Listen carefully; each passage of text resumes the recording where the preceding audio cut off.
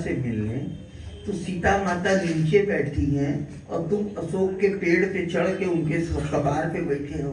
कोई तरीका है?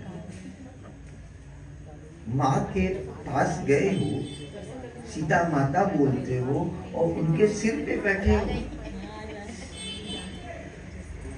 तो हनुमान जी ने कहा कि ऐसा है कि रामचंद्र गुण वर्णन लागा, सुनत ही सीता कर दुख भागा। रामचंद्र का जब वर्णन करने लगे, कथा सुनाने लगे, तब सीता का दुख भाग गया। विरह में थी सीता, लेकिन राम की कथा सुन के, और हनुमान जी ने कथा भी कहाँ तक सुनाई?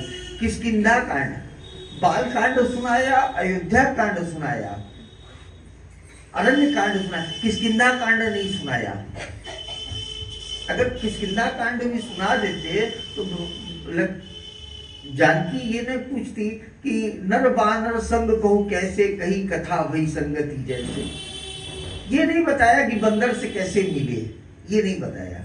बस इतना बताया बालकांड, अयोध्या कांड कि दशरथ के यहाँ ऐसे ऐसा हुआ और अयोध्या में ऐसे ब्याह हुआ और ये हुआ वो हुआ, ये सब बातें बताई, लेकिन किष्किंधा कांड नहीं बताया। तो हनुमान जी से पूछे भाई तुम ऊपर क्यों बैठ गए जाके सीता माता के? कहने लगे कि उसमें मेरी कोई बात नहीं, मुझे राम कथा कहनी थी, तो लंका में कहां से मंच पाता जहां बैठ के ऊपर कथा कहूं, क्योंकि कथा मेरे बैठने का महत्व नहीं है, ये तो राम कथा का महत्व है कि ये हमें ऊपर बैठा देती है। हम ऊपर बैठने लायक नहीं, ये तो राम कथा का महत्व है कि जो हमें ऊपर बैठा देती है, और कथा सुनाने के लिए ऊपर बैठना ही पड़ेगा, तभी तो कथा सुना पाएंगे।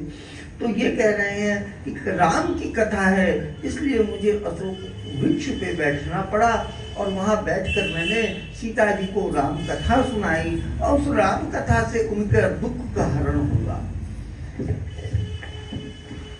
रामचंद्र गुण वर्णन लागा, कह सीता कर दुख भागा।